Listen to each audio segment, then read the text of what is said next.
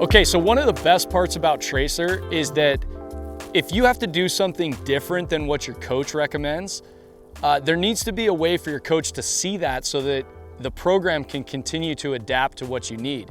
So for example, let's say that you have a 60-minute easy run and maybe you stayed out for a little longer, maybe it was 80 minutes, or maybe you had to cut it short by 10 minutes.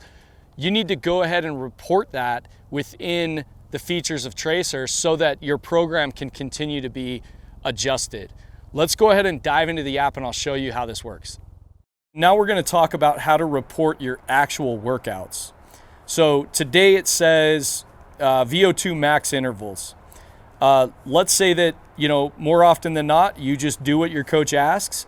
So you can click this little button and you can just say, I did my coach's recommendation, and you're done. That's all you need to do. And you can go ahead and look at tomorrow's workout, which is a recovery run of 40 minutes.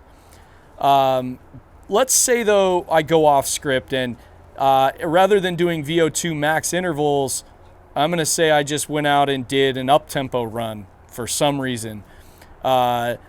If I look at the calendar now, it's smart enough to know you should still be doing some recovery after this, and it bumped the VO2 max intervals out a few days.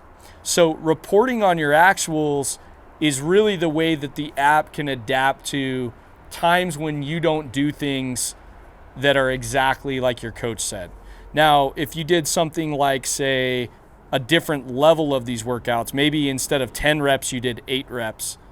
Okay, you can just mark it right there and you can see that that didn't affect your plan that much. It didn't affect your future workouts.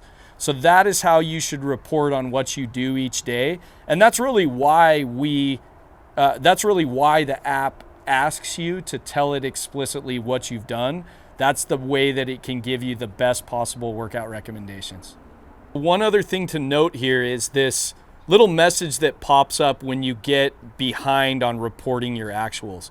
So today's March 20th and it's saying, it doesn't know what I did yesterday.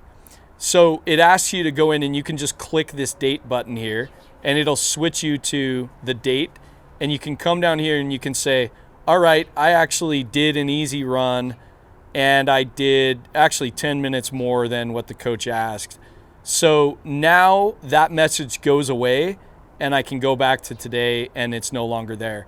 And if you don't understand it, that can be frustrating that maybe the app's asking you to report every single day.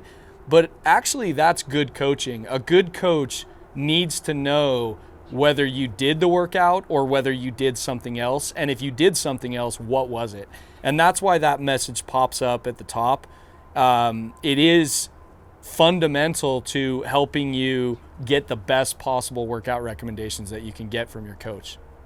So to sum it up, Tracer is designed to be flexible to what you do. So that may mean that you just want to go for a run with your friends or a bike ride with your friends. That's perfectly fine. Just make sure to enter that information into Tracer so that your workouts can be continually updated. And obviously, the closer you follow your training program and the recommendations from your coach, that will give you the best results for your fitness, but you don't need to be completely tied down to it.